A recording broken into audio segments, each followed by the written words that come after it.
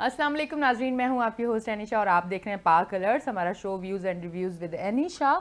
और आज का जो हमारा टॉपिक है, मेरे हाल से बहुत सारे ऐसे घर हो सकते हैं जिन लोगों को ये कंप्लेन हो कि हमारे बच्चे जो है उनके अंदर ना एहसास है, ना वो चीज़ें जो एक फैमिली में लोग चाहते हैं कि हमारे बच्चे जो हैं वो हमारे साथ बैठें, बात करें। जिस तरह से मैं समझती हूँ कि हमारे बचपन में होता था कि रात को आप अपनी माँ के साथ, नानी दादी के साथ बैठ के कहानियाँ सुनते थे, एक अच्छा माहौल होता था। उन चीज़ों से पता क्या होता था, मोहब्बतें बढ़ती थी, एहसास बढ़ता था, एक दूसरे का पता चलता था कि इसे क्या प्रॉब्लम है या इसके दिल में मेरे लिए कितनी मोहब्बत है और कौन सी चीज़ें इन्हें बुरी लग रही हैं। अब ये सारी तमाम चीज़ें हम कहीं ना कहीं अपने बच्चों में या जो न्यू जनरेशन है उनमें भी अगर हम देखें तो कम क्या, मुझे तो लगता है ख़त्म होती नज़र आ रही हैं। और उसकी मेन वजूहात क्या है, हमारे हाथ में वैसे तो कहते हैं कि आपको ख़ुद बड़ा स्मार्ट नज़र आना चाहिए, पर जब आपके हाथ में ये स्मार्टफोन आए तो आप इतने स्मार्ट हो गए कि उसके बाद आप अगर बच्चे स्कूल जा रहे हैं, कॉलेज जा रहे हैं, वहाँ से जब वापस आ रहे हैं तो मोबाइल उनके हाथ में।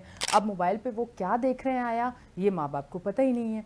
ना माँ बाप को ये पता है कि वो मोबाइल का इस्तेमाल किस तरह से कर रहे हैं। फिर आप देखें कि वो इस तरह के गेम खेल रहे हैं जिस गेम के बाद आपने अमूमन, क्योंकि सोशल मीडिया का दौर है जहाँ बहुत सारी चीज़ें आपके सेकंड और मिनटों में आपके सामने आ जाती हैं कि बहुत सारे बच्चे जो गेम खेलते हुए कैसी नेगेटिव चीज़ों में चले गए, कौन कौन से नुकसान उनको उठाने पड़े, कौन सी बच्चियाँ जिनके लिए बहुत सारी ऐसी चीज़ें हुई जो उनको वालिदैन को फेस करनी पड़ी।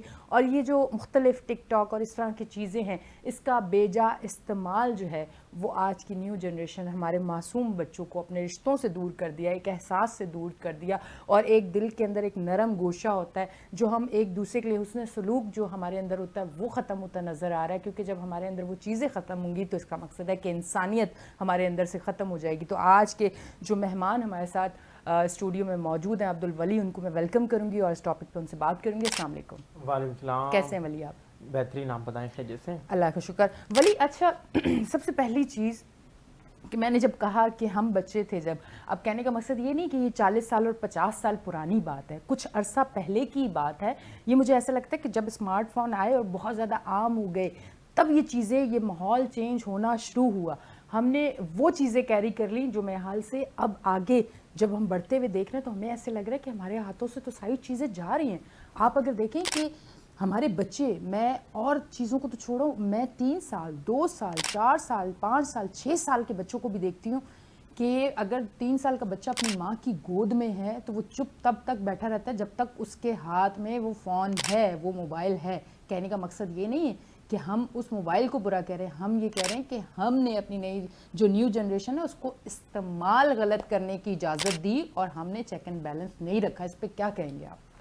देखें एनी, आपने जो है वो आज का जो टॉपिक जो चूज़ किया है, मैं समझता हूँ कि ये टॉपिक ही आपने बड़ा बेहतरीन चूज़ किया है। और ये वो चीज़ है, इस पर वो लोग काम करना चाहते हैं या वो लोग इसको डिस्कस करना चाहते हैं जो कि मुआशरे के दर्द को महसूस करते हैं। और हम देखते हैं कि बहुत सारी ऐसी चीज़ें हैं जिस पर बात करने की ज़रूरत है और जिस पर मैं आपके प्रोग्राम भी देखता रहता हूँ, जिस पर आप बात भी करती रहती है। लेकिन बहुत बड़े ऐसे नाम हैं जो इन चीज़ों पर बात नहीं करते हैं, जो इन चीज़ों से पीछे हटते हैं। मैं समझता हूँ कि वो भी इस तमाम तर बुराई में जो है वो शामिल है। उनको हालांकि इस तमाम तर चीज़ों पर जो है वो बात करने की ज़रूरत है, लेकिन वो इस चीज़ों से पीछे हट रहे हैं। आपके जो टॉपिक्स हैं, मैं समझता हूँ कि आपने बड़ा बेहतरीन इंतखाब किया है। हमेशा से आप इन चीज़ों को सामने लाती है। आपने जो है वो अपने इंट्रो में भी कुछ बातें की कि मोहब्बत के हवाले से और एहसास के हवाले से। देखें यानी बहुत सारी चीज़ें ऐसी हैं जब हम मुआशरे में देखते हैं तो हमें एक महसूस होता है। और मैं सॉरी टू से वो अल्फाज इस्तेमाल कर रहा हूँ कि अब मुआशरे से जो लफ्ज़ मोहब्बत है वो ख़त्म होने जा रहा है। लफ्ज़ जो एहसास है वो ख़त्म होने जा रहा है। यानी जो आज से 10 साल कबल, 15 साल कबल हम देखते थे, जिस तरह आपने अपने इंट्रो में भी कहा कि बहुत दूर की ये बात नहीं है, माजी करीब में हम देखते हैं कि लोग किस तरीके से एक दूसरे के गम व खुशी में शरीक होते थे, एक दूसरे के दुख को अपना दुख और दर्द समझते थे। जिस तरह हुजूर का भी फरमान था कि जब मुसलमान की मिसाल ऐसी है, तमाम तर मुसलमानों की मिसाल एक जिस्म की मांद है। यानी जिस्म के एक हिस्से में भी तकलीफ़ होता है तो तमाम तर लोग उस दर्द को अपना दर्द महसूस करते हैं। लेकिन आज मुआशरे में हम वो चीज़ नहीं देख रहे हैं। मुआशरा आज दूसरी जानिब जा रहा है। आज जिस्म के हर एक हिस्से में ज़ख्म है, लेकिन हम उसको महसूस नहीं कर रहे हैं। बच्चों की आपने बात की, बड़ा बेहतरीन आपने टॉपिक सेलेक्ट किया। देखें आजकल जिस मुआशरे में हम जी रहे हैं, आप देखें बहुत ही मॉडर्न टाइम पीरियड है, किस तरीके से बहुत ही तेज़ी से जो है वो इस वक्त मुआशरा तब्दील हो रहा है।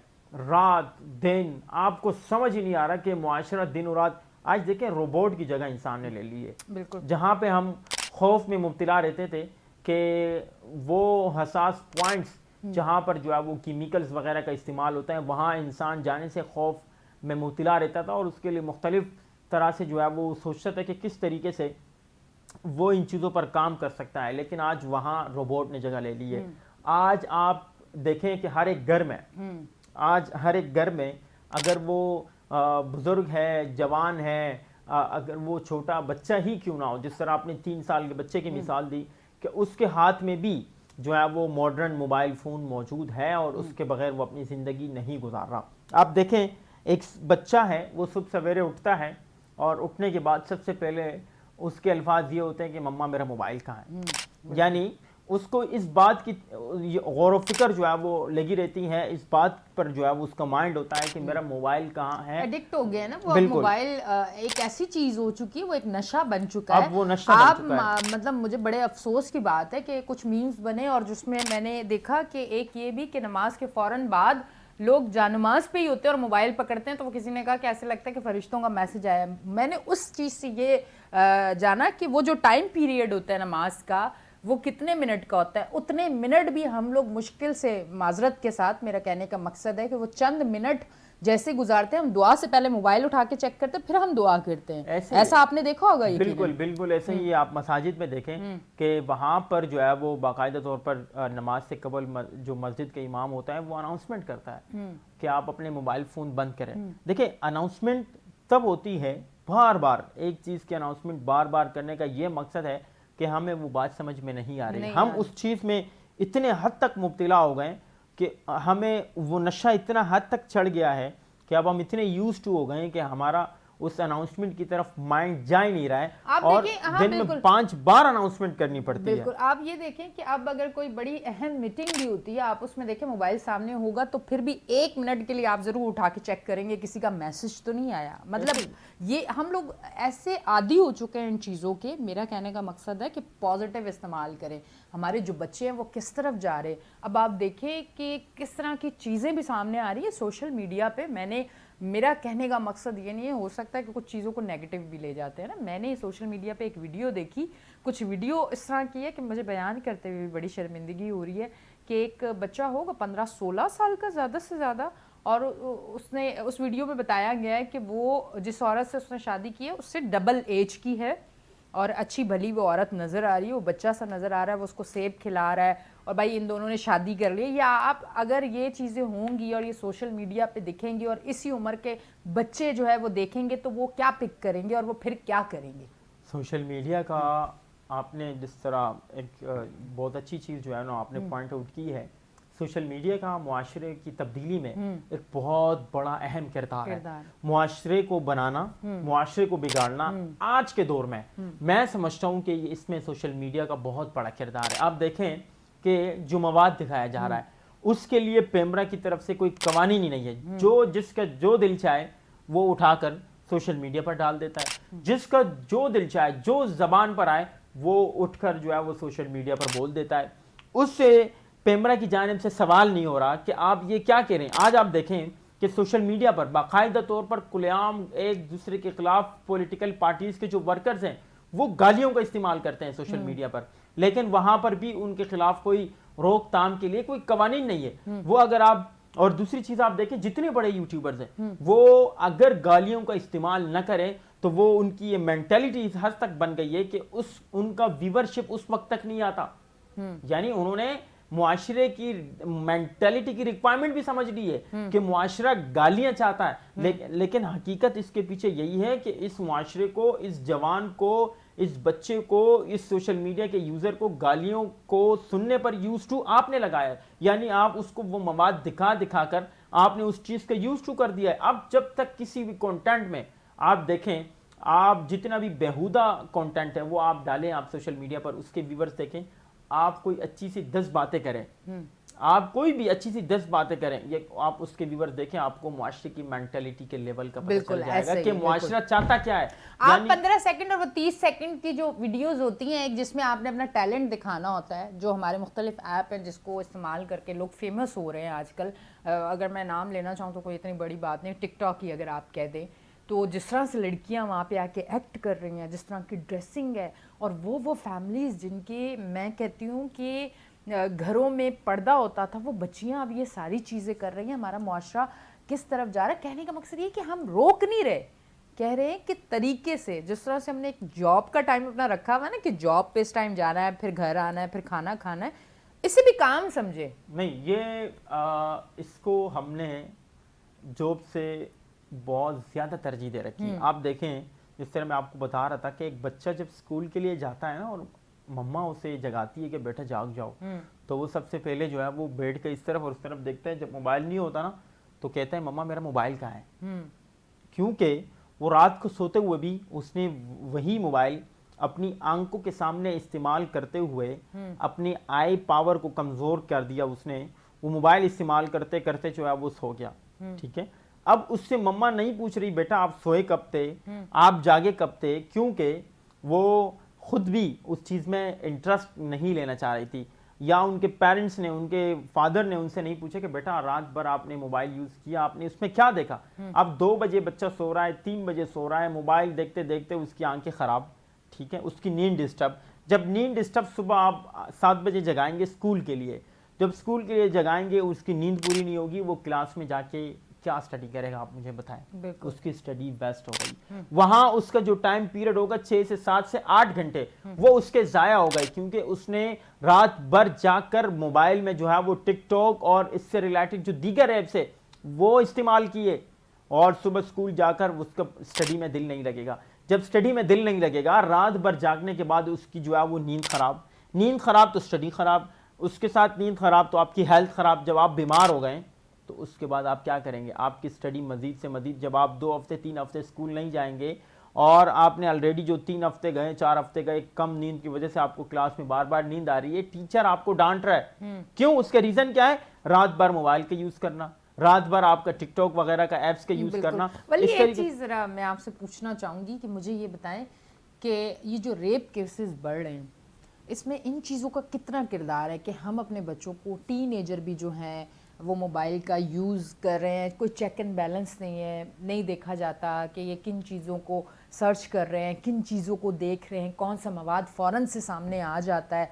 तो इसमें कितना हाथ इन चीज़ों का है कि हमें चेक एंड बैलेंस किन किन चीज़ों पर रखना चाहिए? अब देखें, आपका बहुत ही वैलिड सवाल है। अब देखें, रेप के हवाले से अब बच्चा मोबाइल यूज कर रहा है, या लड़का हो लड़की हो, जेंडर पे हम नहीं जाते हैं, कम उम्र तरीन बच्चा है वो मोबाइल यूज कर रहा है, उनके साथ किसी का भी कांटेक्ट हो जाता है, कोई कांटेक्ट करता है, कोई राब्ता करता है उसके साथ। आप देखें कसूर में जो बहुत बड़ा गैंग पकड़ा गया, उसमें इन चीजों का जो है वो बहुत बड़ा अमल दखल था। वो बजरिए मोबाइल बच्चों से कांटेक्ट करते थे, बच्चों को पैसों की लालच, दीगर चीजों की लालच। अब पेरेंट्स चेक नहीं कर रहे हैं कि मेरा बेटा मेरी बेटी मोबाइल में क्या कर रही है, क्या नहीं कर रही, किससे बात कर रही है, किससे कांटेक्ट है, किससे नहीं, इससे कोई गरज नहीं। हाँ भाई, मोबाइल यूज करके रूम में, चलो ठीक है, ओके, इट्स ओके, नहीं, आपने उसको मोबाइल यूज करना है।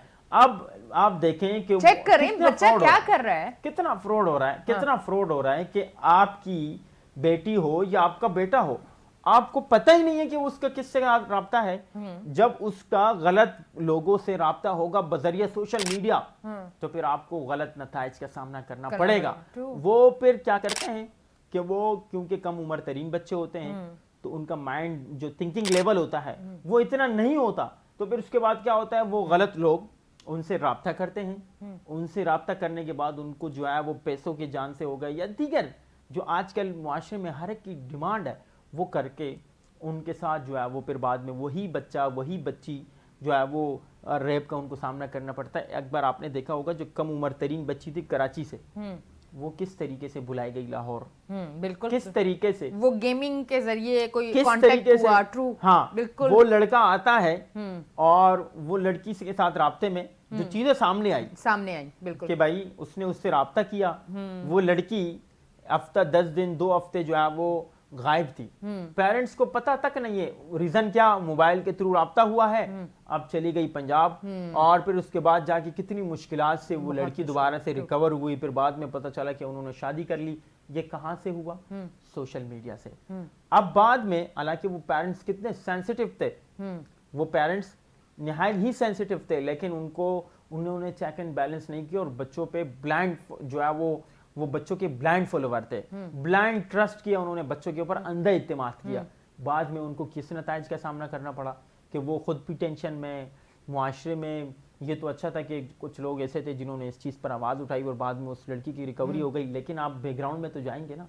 अच्छा, मैं एक चीज़ और थोड़ा, हो सकता है कि लोग कहेंगे कि खुद मीडिया से होके प्रोग्राम कर रही है और ये इस तरह की बातें कर रही है, क्योंकि मैं ये समझती हूँ कि मैं एक औरत भी तो हूँ। अगर एक 18-20 साल की लड़की जो अनमैरिड है, जिसका अभी पता भी नहीं है कि उसने शादी किससे करनी है, अगर वो इस तरह से आके वीडियोस बना रही है, टिकटॉक बना रही है, सॉन्ग पे नाच रही है, गा रही है, उल्टे सीधे कपड़े पहन रही है जो कि इस्लाम में भी जायज़ नहीं है, वो सारी चीज़ें कर रही है, तो आया कभी ज़िंदगी के जब आगे कुछ सालों बाद उसका रिश्ता आएगा तो सबसे पहले तो ये चीज़ें देखी जाती, ख़ानदान कैसा है, बच्ची कैसी है, रहन सहन कैसा है, तरीक़ेकार कैसा है। तो मतलब हम अपने हाथों से हमारी बच्चियाँ अपनी ज़िंदगी बर्बाद कर रही हैं। बहुत सारी अब आप देखें ये दुनिया भर में अगर आप देखें तो मुझे ऐसा लगता है ये हम लोगों की जो एशियन है ना, ये हम लोग ही ज़्यादा इन चीज़ों में एक्टिव है, वरना आप देखें दुनिया भर वो अपना काम कर रहे हैं अपने टाइम पे, हर एक चीज़ फिक्स टाइम पे उनकी हो रही है। एक दिन हफ्ते में अगर उनका है, उस दिन उन्होंने बाहर जाना है, एंजॉय करना है, देन वो घर पे है, खत्म। हकीकत है। देखें नहीं, पहले माजी में जो हम किताबों में पढ़ते हैं कि क्योंकि हम तो एक ऐसे मुआशरे में रहते हैं, खुसूसी तौर पर जो अगर हम अपने कंटेंट की बात करें जिसमें पाकिस्तान है, फिर करीबी अफगानिस्तान है या इंडिया है, हमारे कुछ कल्चर और रिवायात भी हैं। इस कंटेंट के कुछ अपने कल्चर और रिवायात भी हैं। बिल्कुल ऐसा। माजी में अगर हम देखें तो यहाँ पर इस तरह हुआ करता था कि रिश्तों से कबल लोग पेरेंट्स को देखते थे कि इनके आबा व अजदाद का जो है वो बिजनेस क्या है, उनका माजी क्या रहा, वो खुद क्या करते हैं। वो बच्ची को देखने भी नहीं जाते थे, वो कहते थे कि इनके वालिद साहब इतने नफीस इंसान हैं, या इनके भाई जो है वो इतने नफीस इंसान हैं, या इनके दादा इन्होंने ये अचीवमेंट हासिल की है, तो हमें उम्मीद है कि इनके घर में भी यही चल रहा होगा। एक अच्छी तरबियत, अच्छी। हाँ। देखते कहाँ थे? पेरेंट्स को, बिल्कुल ग्रैंड पेरेंट्स को, उसी के बाद जो है वो रिश्ते तय हो जाया करते थे।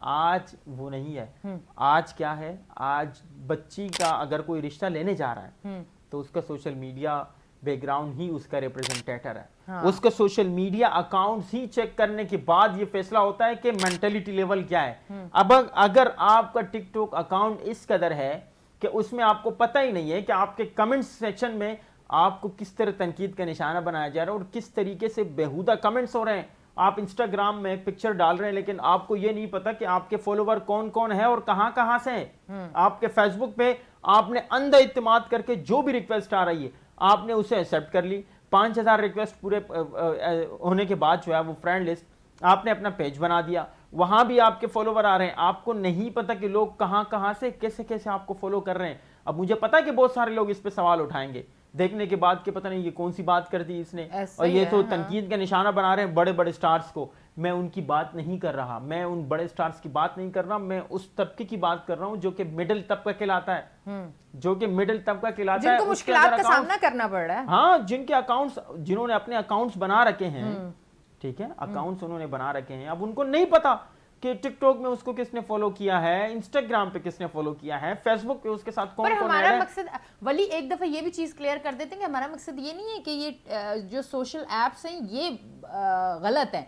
हमारा मकसद ये है कि हम गलत लोग हैं जो हम इसका इस्तेमाल बेजा कर रहे हैं और गलत इस्तेमाल कर रहे हैं। हमारा मकसद ये है, हम बिल्कुल पॉजिटिव यूज करें, आप स्टडी के लिए इस्तेमाल करें। देखें, यही है, यही एप्स बहुत सारे हैं, ठीक है।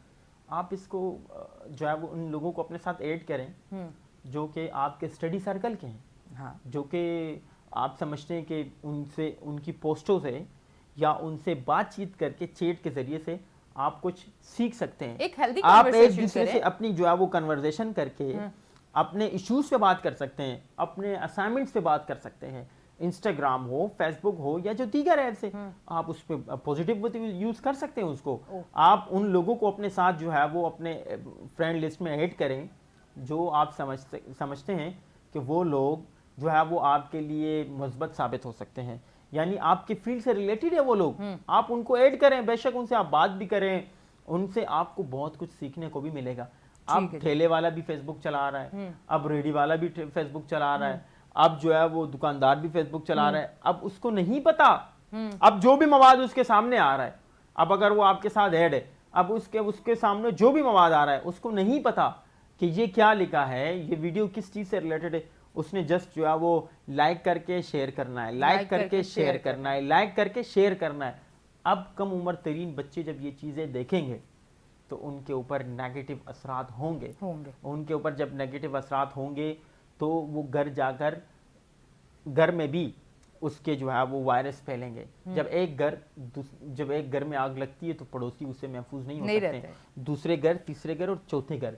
ये सिर्फ एक घरों की बर्बादी का जरिया नहीं है, बल्कि एक मुआशरा भी इसकी वजह से फिर बर्बादी की जानब गामजन हो जाता है। बिल्कुल, बेशक ऐसा ही है। थैंक यू वेरी मच वली, आप आए, प्रोग्राम का टाइम खत्म हो चुका है, थैंक यू सो मच।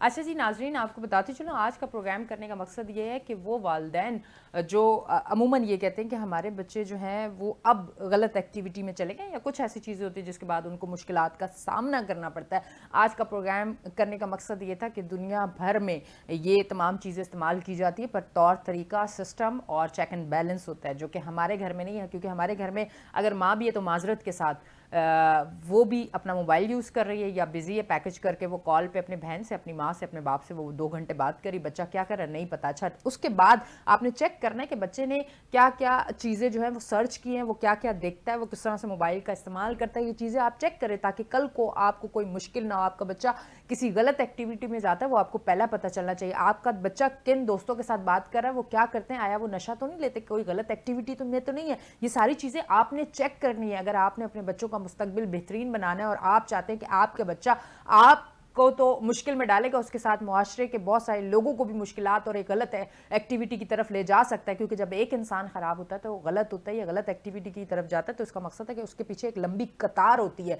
और वो लंबी कतार और अपने बच्चे को बचाने के लिए आपको बताया ये जा रहा है कि ये जो ऐप्स हैं ये पॉजिटिव यूज़ के लिए, अगर आप ऑनलाइन वर्किंग भी करते हैं, ऑनलाइन बिजनेस भी करते हैं, जो कि मैंने अपने इसी शो पे आपको बहुत सारी क्लासेस दी हैं, आप अपने बच्चों को कहें कि अगर आपके पास फारिग टाइम, आप कुछ करना चाहते हो, अर्न करना चाहते हो, तो आप ये सीखो और ये करो, ना कि नेगेटिव एक्टिविटी करो। आप गैर लोगों, उन लोगों से बात करो जिनको आप जानते नहीं हो, फिर वो बात इस हद तक बढ़ जाती है, आपका माइंड सेट इस तरह से सेट कर दिया जाता है कि आप अपने घरों को छोड़ के उनके साथ जाके मिलते हो और उसके बाद एक बड़ा नुकसान और एक बड़ा हादसा आपका इंतजार कर रहा होता है। आज का शो करने का मकसद ये है कि खुली आंखों से और कानों को भी आप जो है एक्टिव रखें और देखें कि आपका बच्चा क्या कर रहा है, क्या सुन रहा है, किससे बात कर रहा है, किस तरफ जा रहा है, क्या चीज़ें कर रहा है, मोबाइल का कितना यूज़ कर रहा है, सारी तमाम जो चीज़ें उन पे नज़र डालें। आज का टॉपिक करने का मकसद ये था कि अपने बच्चों को आप खुद बचा सकते हैं। हमारा काम है आपको अवेयरनेस देना और आपके साथ इस टॉपिक पे बात करना कुछ डिटेल में। यकीनन आज का शो आपको पसंद आया होगा। अपनी होस्ट एनिशा को दें इजाज़त, फिर मिलेंगे, अल्लाह हाफिज़।